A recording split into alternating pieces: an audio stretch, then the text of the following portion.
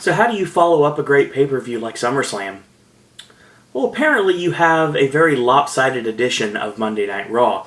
And the first actual edition of Monday Night Raw that has the brand new logo, and the brand new logo on all the championships, and the brand new theme song for Raw. So before I get started talking about Raw from last night in Las Vegas, I do want to mention one thing that I'm very happy to finally say.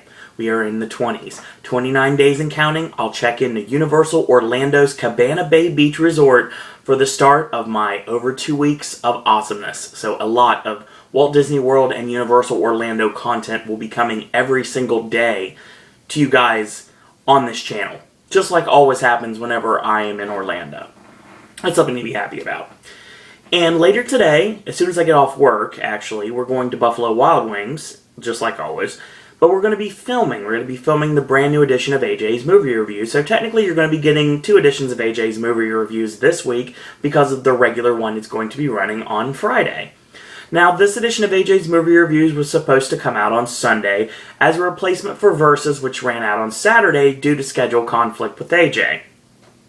But that has all been taken care of. Hopefully this won't happen again for a long time, and everything is going to go normal days from now on.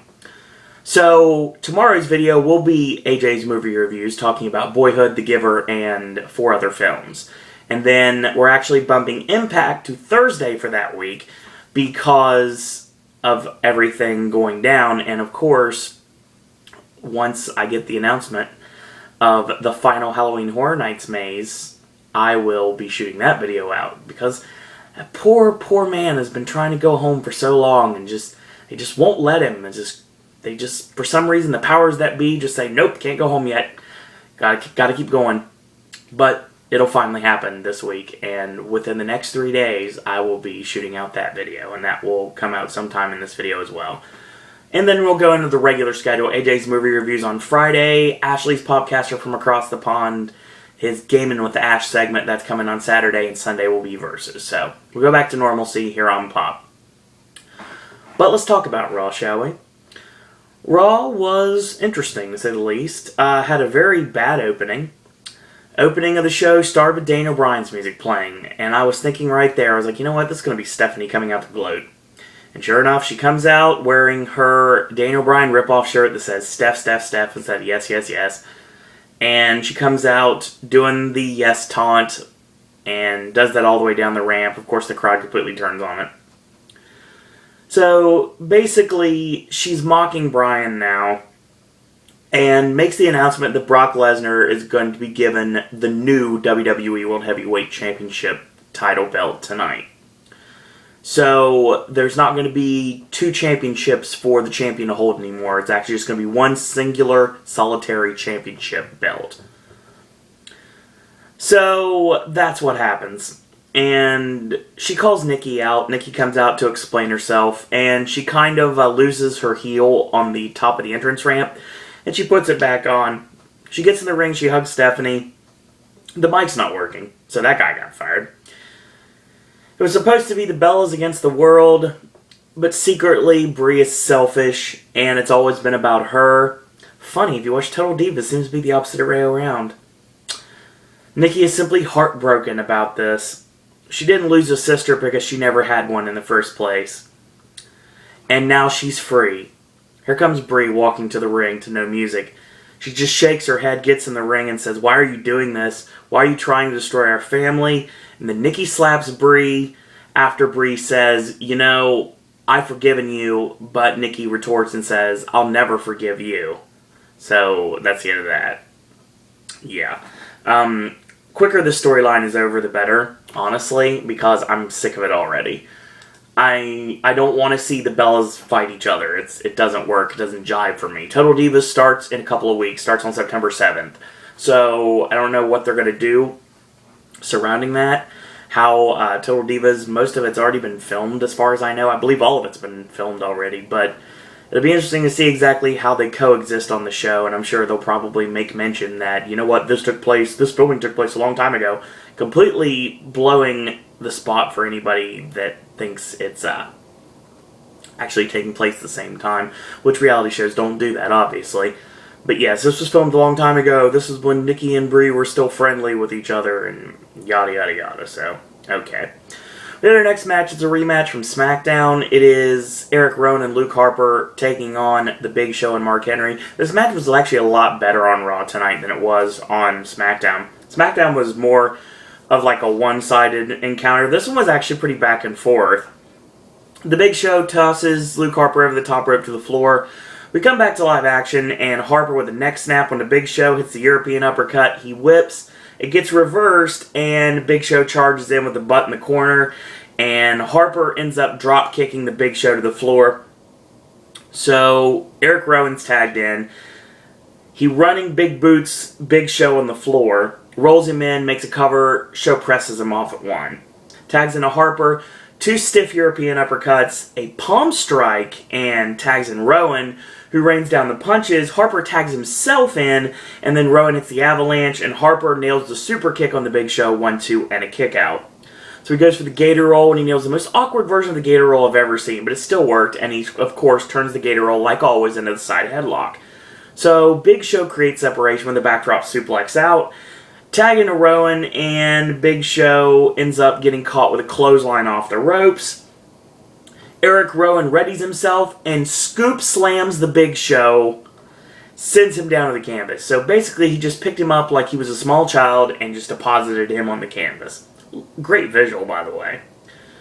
So he gets stopped, he goes for the slam again, and Big Show counters with an elbow and then DDTs Rowan and tags in Mark Henry. So he hits his offense. Clothesline, clothesline. Harper ends up nailing the Big Show on the outside, on the opposite side of the ring.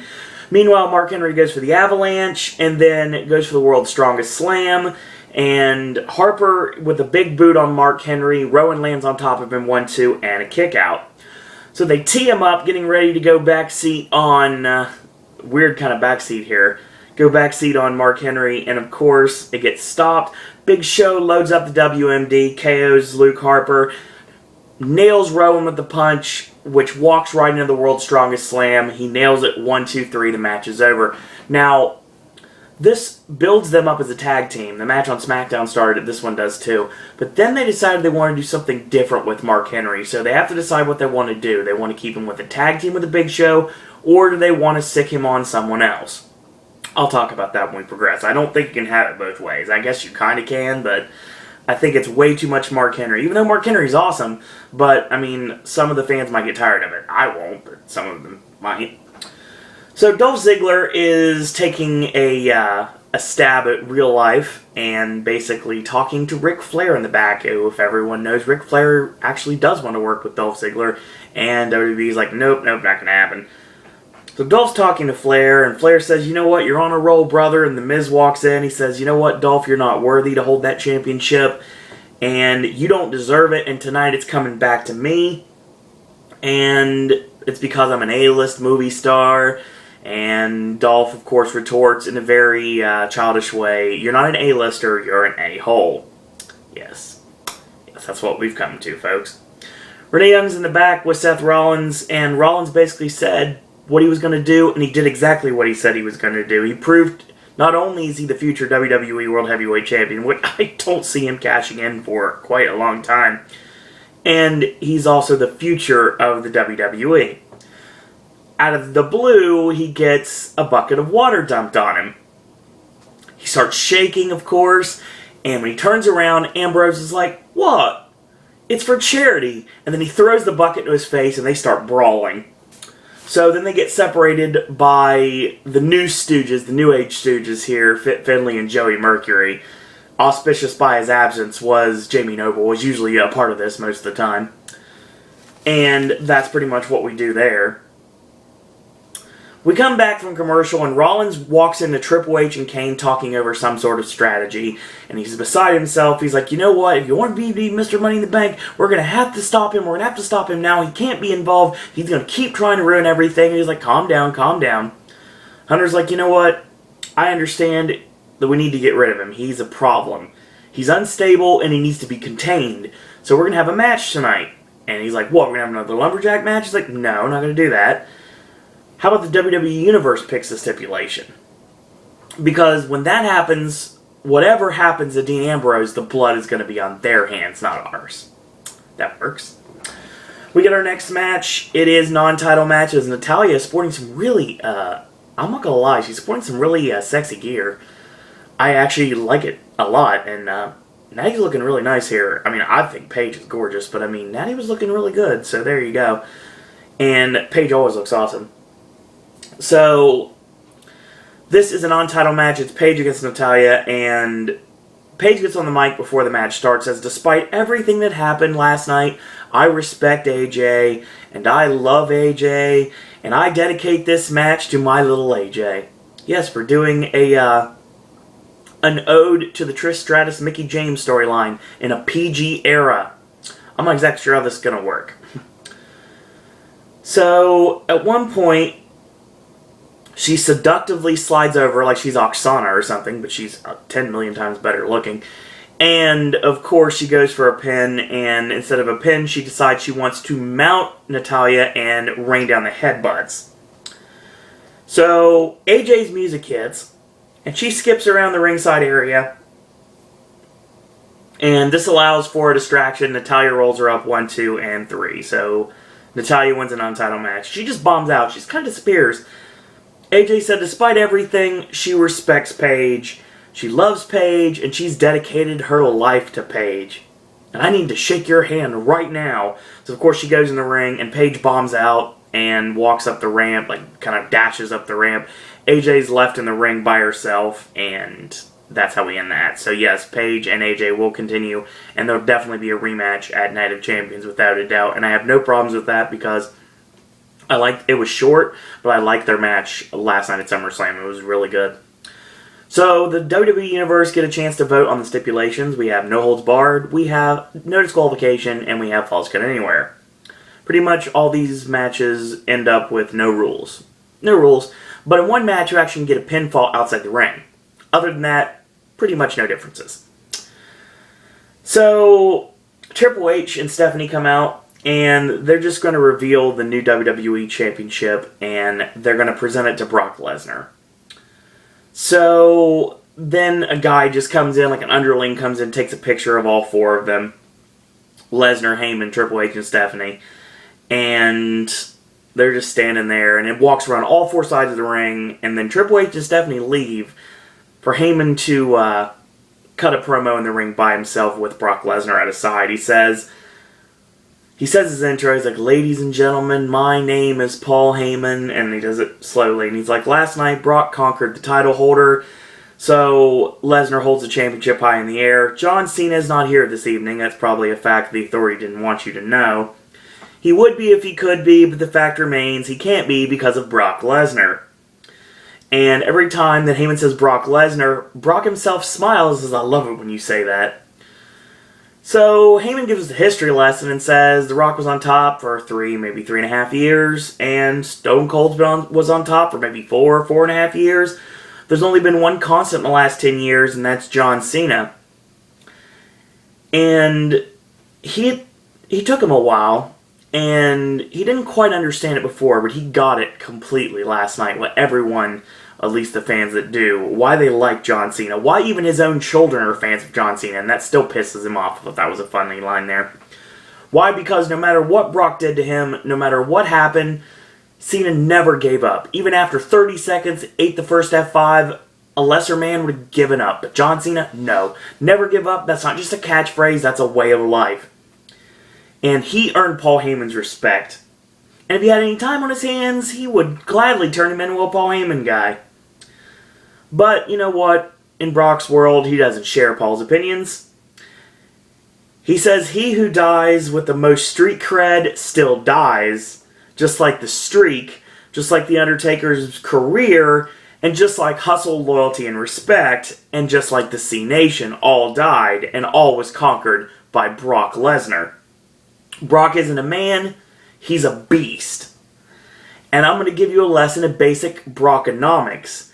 Eat, sleep, suplex, repeat. And he actually says it 16 times, because there were 16 released Germans in that match. How appropriate. It's a little thing sometimes. And then he goes, eat, sleep, F5, repeat, eat, sleep, victimize, repeat, eat, sleep, beat, repeat, eat, sleep, conquer John Cena, repeat. So yes, this was one hell of a promo from Paul Heyman. I totally enjoyed every second of this because Paul Heyman is awesome on the mic. No one can touch Heyman on the mic. Straight up. I've been a Paul E. Dangerously fan since the days of WCW. So yes, I have known for a long time that Paul Heyman is gold on the mic. And like I said, just like I said in the SmackDown video, just like I said in the SummerSlam video, if you haven't yet, check out Ladies and Gentlemen, My Name is Paul Heyman. The documentary portion on that DVD is outstanding. So yes, definitely check that out as soon as you can. Heyman fan or not, you may be after it's over. Probably not Will, because I know he's pretty solid in what he believes. So basically up next, we get a rematch from SummerSlam, set up with the promo a little bit ago, and that is Dolph Ziggler defending the Intercontinental Championship against The Miz. Miz still coming out with his white, weird, robe type thing he's wearing. Something you probably see on Rodeo Drive. Anyway, we pick it up midway through the match, but before so, Dolph goes for a leapfrog and lands awkwardly on his knee, so he sells the knee the rest of the match. Miz goes right to work on it. We come back to live action. Miz going for the Shawn Michaels style shin breaker, and he gets countered. Dolph floats over, sunset flip, 1-2, and a kick out. Backslide, 1-2, and a kick out.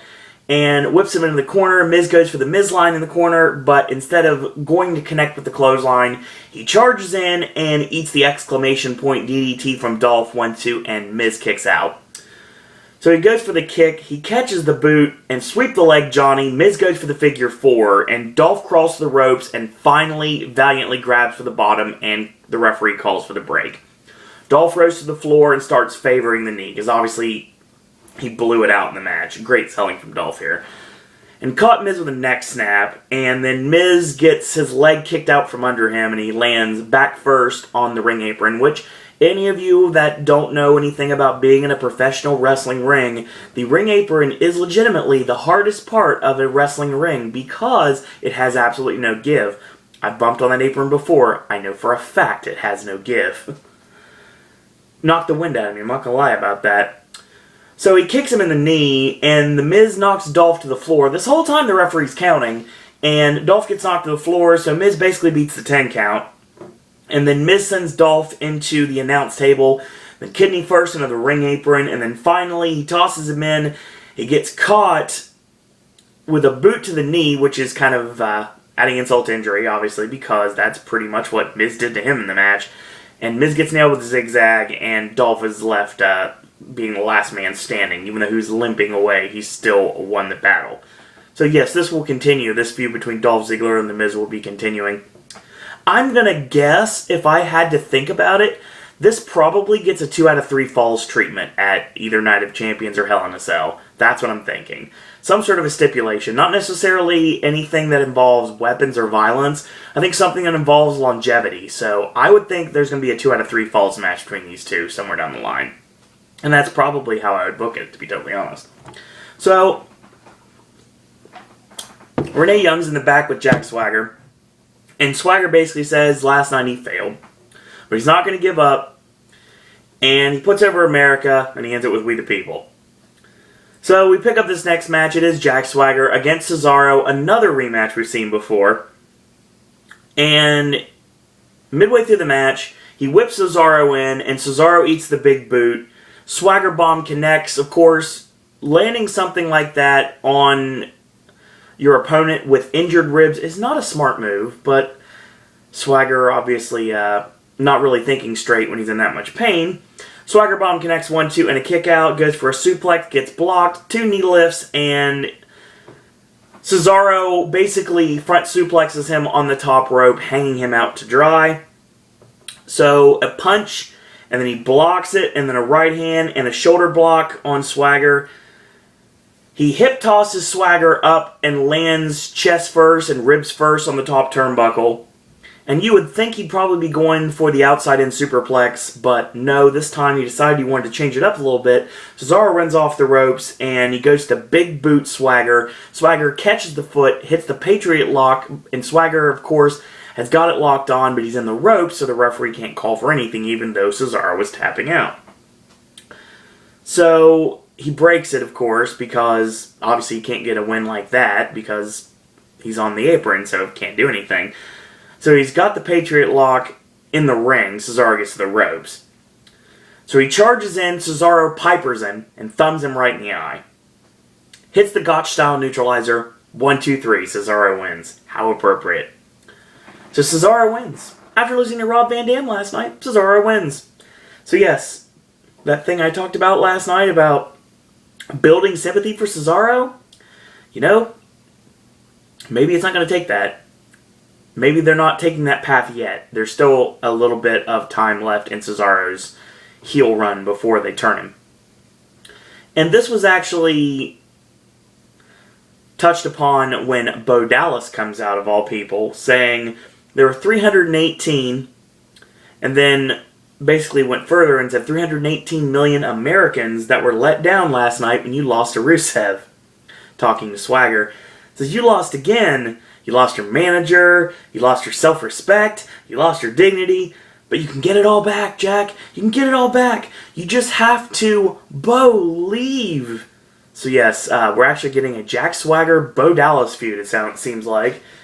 And they already had a match on SmackDown, which went like, it was over like that. But yeah, that was when you were actually building Swagger. This now, with Swagger probably getting pushed down the card again, I would state that this is probably going to be his next feud. And I don't know what they're going to do with this, because Swagger lost to Rusev. Apparently the Office are down on Bo Dallas, so who knows where we're going with this. We'll see. So we get Chris Jericho in the back talking to Renee Young. And Jericho did have to admit he's never faced anyone like Bray Wyatt. See, there's an emptiness in his eyes. He said he's dead inside. But Jericho's not, because he's got the fire. He's got babyface fire. And it burns inside him to be the best in the world at what he does. He's got fighting spirit. Yeah, he's spent time in Japan. It makes sense. And all the Jerichoholics out there will have his back no matter what. All chanting, Y2J, Y2J. And Bray Wyatt and no one else will ever take that away from him. So yeah, we're still continuing the feud, and they're going to blow it off at Night of Champions, I guarantee it. Like I said, we're looking towards Jericho getting obliterated by Bray Wyatt. Not to the extent I would think of what happened to John Cena last night, but I would think that it's something like that. Something that injures Jericho and takes him off television for a long time. Because supposedly this is the end of Jericho's run. Sorry about something in my eye, I apologize. But our next match, and I saw this match would be on the card, and I was like, you know, I don't care. I care about almost no one in this match. It is Randy Orton and Ryback against Sheamus, Rob Van Dam, and Roman Reigns. What the hell? Seriously, what the hell? I don't understand why this match is happening. But we come back to live action, and there's a whip. It gets caught, picks him up for the Finley roll, and Ryback lands on the apron. Curtis Axel lands on the ring apron. I got ahead of myself. So the clubbing blows to Curtis Axel. So Sheamus is pounding away. Ryback comes in, makes a wild swing. He gets caught, and he gets the clubbing blows. He punches Randy Orton straight off the ring apron for good measure. Axel nails him from behind, and... oh, excuse me. So he's punching Sheamus in the corner. Whip in, reverse, charges in with the shoulder in the corner. And he comes off the ropes. Orton pulls the ropes and Sheamus over the top to the floor. Orton with a backdrop suplex on Sheamus on the barricade. Hits the backdrop on the barricade like he usually does. Tosses him in for the well-placed stomp. And tags in the hometown boy. Because something I haven't mentioned yet that I probably should have is the fact that Ryback is from Las Vegas. So yes, give me 1 second, folks. Oh, gee, Merry Christmas. Ryback's from Las Vegas, so he's actually getting the biggest reaction I've heard from Ryback in quite a long time. Hopefully I can finish now. So, basically what happens here is the fans are chanting, "Feed me more," and Ryback rules and everything. So Ryback's getting over like Rover here, and it's awesome. No Goldberg chants or anything. It's not ironic or anything. No, it's basically just being done to cheer for the hometown boy. So what does he do? He rams the shoulders in the corner on Sheamus. High velocity whip on Sheamus in the buckle. The well-placed stomp into the front face lock. Sheamus punches his way out, getting booed, by the way. And Ryback hits the hanging vertical suplex on Sheamus, 1-2, and a kick out. Tags in Randy Orton, which gets a boo from the crowd, because Ryback's not in the ring anymore. So he kicks him in the chest when he ducks his head. And the snakebite DDT is countered. Sheamus with white noise, and he's got to make the tag. So, basically, Ryback tags into Curtis Axel. Roman Reigns finally tagged in. Oh, goody. So Axel comes in, charges in, eats a Samoan drop. He punches Ryback, which of course gets booed. He ducks Axel's clothesline and explodes the leaping clothesline, and he kicks the leg out from under him because Axel likes to sell like his dad, and it makes perfect sense. Charging clothesline in the corner, the right hand, and of course he drapes him over the bottom rope, how ironic, and nails the leaping dropkick to the side of the head. Superman punch to Curtis Axel. Ryback eats a Superman punch as well. He sets up for the spear. Orton nails him from behind, catches him with 3.0 backbreaker. And Rob Van Dam is tagged in, hits the flying body press on Axel, 1-2, and Axel kicks away. So ducks the clothesline, body scissors roll up from Van Dam, 1-2, and a kick out. He kicks him straight in the face, because of course you can't throw Rob Van Dam face first to the top turnbuckle, and he eats the split leg moonsault, and Ryback makes a save before the 3. And then Ryback turns right into the bro kick from Sheamus, RKO nailed on Sheamus, and Van Dam hits the enziguri kick on Randy Orton. Roman Reigns spears Randy Orton, and Curtis Axel ends up throwing Reigns shoulder first into the ring post. Catches the foot. Van Dam step over spin kick, goes up top. 5-star frog splash on Curtis Axel. 1, 2, 3. And the faces win. Actually, this match was interesting because, number one, you played in the fact that these were 6 guys that really didn't have really any reason to team up. 2, this was a very Memphis-style 6-man tag match, which I really enjoyed that. It kind of slow and plodding, but it built to a crescendo, and I liked the finishing sequence. I really did. I think it worked really well. Finishers galore sometimes works really well. Just depends on the match. And you know what? It actually got me to care about Rob Van Dam. Mr. Going Through the Motions, I've been calling him lately, has actually been putting out quite a lot of really awesome performances. And he actually gets Randy Orton on SmackDown this week, so I'm actually interested to see that match. Because the match that Van Dam had with Cesaro at SummerSlam was really good. And the 6-man, by and large, was really good. So, I mean, seriously, I'm interested to see where we go with this. Van Dam actually gets the final pin. I know he pinned Curtis Axel, but still. And maybe they will take into account the fact that Ryback got a tremendous babyface reaction. So when they do split Ryback, so when I'm hearing that they're going to somewhere down the line, Ryback goes back to being a babyface again. I thought they would try to make Axel the babyface, but I think the crowd will probably want to cheer Feed Me more than they want to cheer for Curtis Axel. So Randy Orton, of course, is icing his neck, and he walks into Ric Flair, and he says he doesn't need any advice, and he says, remember I used to be the Legend Killer, and I need to advise you to stay out of my way. So then we get a Wyatt interruption. Bray Wyatt is cutting a promo, and he says, a pale horse was coming for you, and the rider was Wyatt. I warned you, Chris, I'm a man of my word. Maybe I don't have a soul, and maybe I'm collecting them. They're just playthings to me. Behold the new face of salvation. Follow the buzzards. So Jericho and Wyatt will continue. And then we got an interesting match. A very interesting match. WWE Tag Team Champions Jimmy and Jey Uso taking on Stardust and Goldust. Crowd was split. Didn't know what to do. Sat on their hands somewhat, and Usos worked very heelish in this match. I don't know if I'm the only one that caught this, but they utilized a lot of rest holds, a lot of chin locks and everything, and usually babyfaces don't do that. Now, granted, it's done sometimes out of necessity, but the Usos always, immediately went to chin locks. They didn't go flashy as normal. There was no Samoan suicide dive or anything like that. They didn't even really set up anything. The only thing they really hit tandem-wise was the Paisan elbow midway through the match. And I didn't even talk about that. So, let's set this up, shall we? Jimmy's got a chin lock on Stardust. and Stardust backs him in the corner. Hits a clothesline on Stardust, does Jimmy, tags in Jay. Jay locks on a chin lock, and Stardust again backs this Uso in the corner.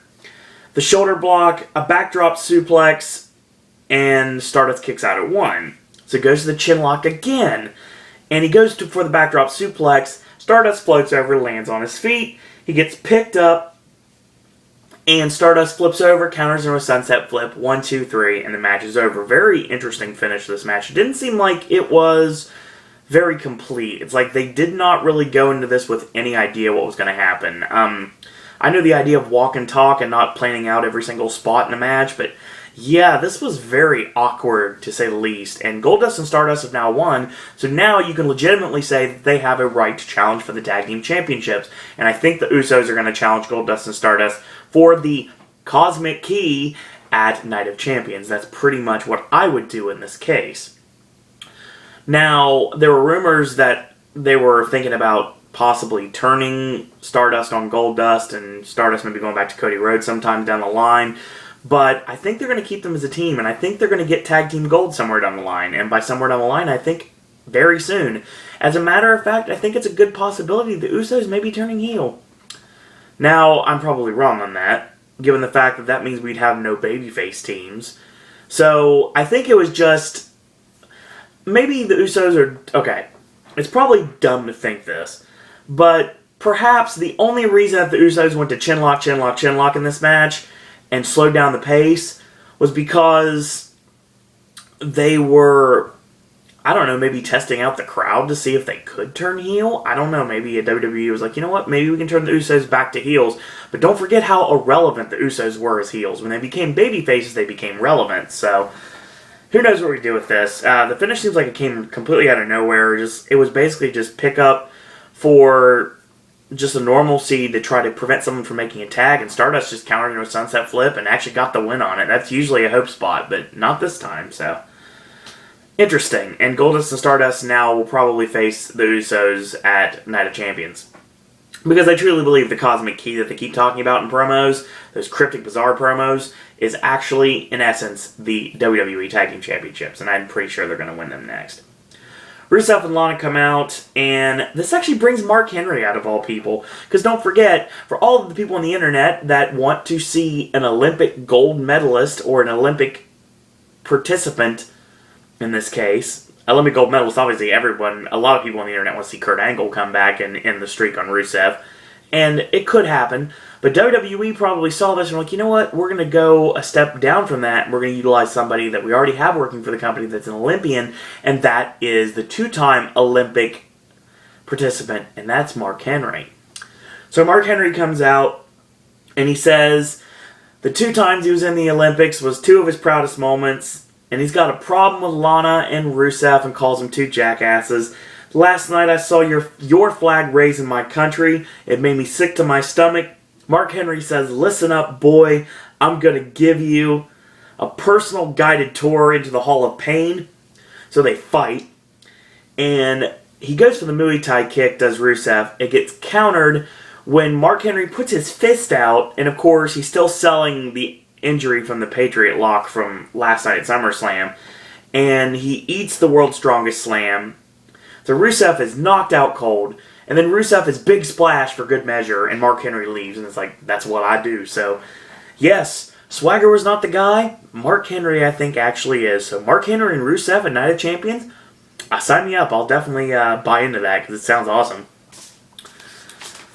So, then we get an interesting match, and it is our main event of the evening, and it is Dean Ambrose and Seth Rollins in a Fans Pick the Stipulation match. And the match that was selected, of course, being the Falls Count Anywhere match. So, this match, I pick up from after the commercial break, and these guys went for almost 20 minutes. So, let's talk about this match, shall we? Rollins has got a Singapore cane, and he's using it against into the mouth of Ambrose to try to take his wind from him. Gets caught with a boot. Cane shot to the shoulder from Rollins. Cane shot to the lower back. He goes for the cane shot off the ropes. Ambrose catches him and starts punching away.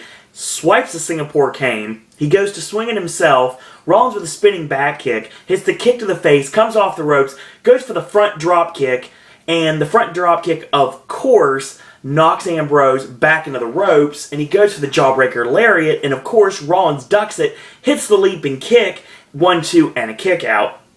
So Rollins tosses a chair in, misses the charge, and Ambrose hits the tornado DDT, 1-2, Rollins kicks out. So he goes for dirty deeds, it gets countered, Rollins goes for the curb stomp, that gets missed, and both men collide at the same time with a double cross body, so both men are down. So they trade forearms on their knees, and they get back to their feet, and they trade forearms standing tall. So Rollins starts punching Ambrose viciously all the way down to the canvas. So Ambrose punches him, Rollins catches him with a spinning back kick, and he gets caught, slingshot to the top turnbuckle, goes Seth Rollins. So Ambrose grabs a Singapore cane, he nails him in the ribs, he nails him in the back, and then he wraps it around the neck and hits the White Russian leg sweep, 1-2, and Rollins kicks out. He goes under the ring, grabs 8 steel chairs, and tosses them in a nice little handy pile in the center of the ring. So, a boot in stops Rollins trying to swing the chair, and he puts him on the buckle. He climbs up, he's going for the superplex. And I saw where this was going, and I was like, oh no, they're going to go there. And I was thinking, there's no way they're going to go there because he's too far out. It's not going to happen. It wouldn't work. So they went against it. And I thought right there when he blocked the superplex that somehow Ambrose would end up getting sunset bombed onto the pile of chairs. But the problem was, it wasn't close enough. It was too far. So what happens, he goes for the sunset bomb, he flips over, and instead of the sunset bomb, he actually does a running power bomb, sit-out power bomb into the pile of chairs. 1-2, Ambrose kicks out at 3. So Kane materializes at ringside, and it's quite interesting, because Kane, of course, now just shows up randomly because apparently he just wants to make sure that Ambrose goes away. It goes away for good after this. So then they set up the end here. So Kane's at ringside, and Rollins grabs a table from under the ring. He puts it in the ring. He canes Ambrose in the back. He sets up the table. He puts the head on the table, kind of like a guillotine. He climbs up, and he goes for the curb stomp, and Ambrose meets him with a right hand, and he climbs up, and he superplexes Seth Rollins to the table. It's shattered to a million pieces. He goes to make the cover, Rollins stops it, and Kane shoves him off. Seth tosses it out, and Kane ends up with Seth Rollins eating the tope from Ambrose. So he tosses Ambrose, Seth tosses in the ring, straight kick to the face, and Ambrose with the most vicious Nigel McGuinness style jawbreaker lariat I think I've seen ever. And he goes for dirty deeds, Kane from behind, pulls Ambrose out, and right hand, and another right hand, he whips him into the steps, Ambrose puts on the brakes, drop toe holds Kane into the ring steps. So, Rollins at this point has escaped from the ring. He charges Ambrose, gets backdropped over to Justin Roberts' land, and of course he's now in the crowd. So, this allows for Ambrose to run the announce tables and land viciously on Rollins. So he tosses him over the barricade. Ambrose clears the table away of monitors, and an iPad and everything, and he's going to finish him off once and for all. He puts Rollins on the table, and he goes for dirty deeds. Kane goozles him and stops this and choke slams Ambrose onto the table. Japanese table doesn't break. So, that's for Botchamania fans out there. And Ambrose is now on the table. Rollins climbs up and curb stomps him on the table. So, there is a piece of wood with a black tarp over it on the opposite side next to the ring, next to the announce table. And it has been sitting beside Justin Roberts' land pretty much all night. And I have not noticed it. I just haven't noticed until then. I guess that was the point. So Kane takes the wooden piece off and reveals what's underneath. What's underneath is a stack of cinder blocks. So what happens here?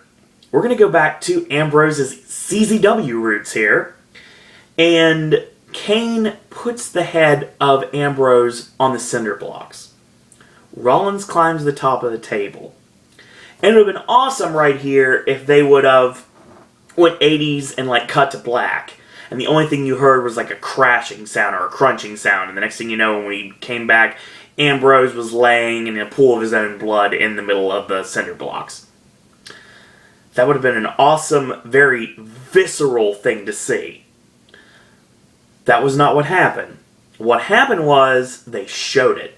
And he curb stomped him on the cinder blocks, and the cinder blocks just broke in half like I was watching Jason David Frank or something. So Charles Robinson calls for the bell, says, Rollins, you went too far. Justin Roberts says the match has been awarded to Seth Rollins by ref stoppage. Didn't say ref stoppage, but that's exactly what happened. So the EMTs go to check on Ambrose. He's laying completely motionless in this like busted pile of cinder blocks. No blood or anything is seen. And they go to put the horse collar around him, and they go to give him the stretcher job and send him out of the building. The show ends with Kane and Rollins celebrating, and that's how we go home.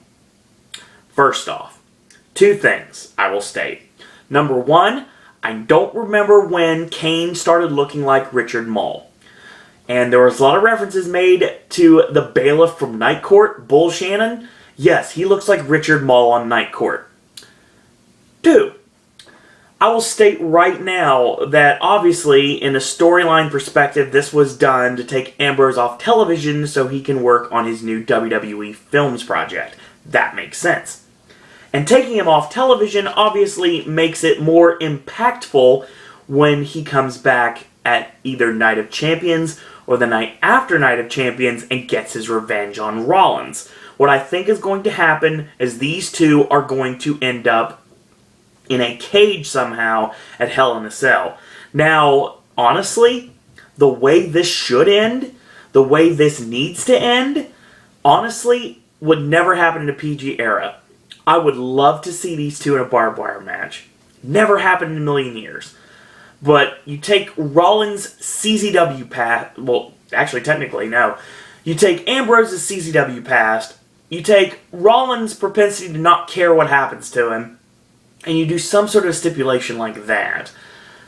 I thought No Holds Barred would be the match that we got at SummerSlam and ended up doing the Lumberjack match, which actually worked a whole lot better than I thought it would. But the fact remains that they got to really blow this off properly. So I think they do a cage.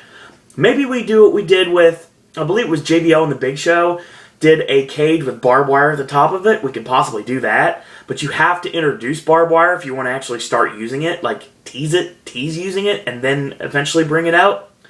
But I'm probably thinking way too hard on this. I do think that they're going to have a very stiff match if they haven't already, because they had an awesome match at SummerSlam, had a great match tonight on Raw, and I know that when they continue the feud, when Ambrose comes back, it's going to be monumental and extremely epic.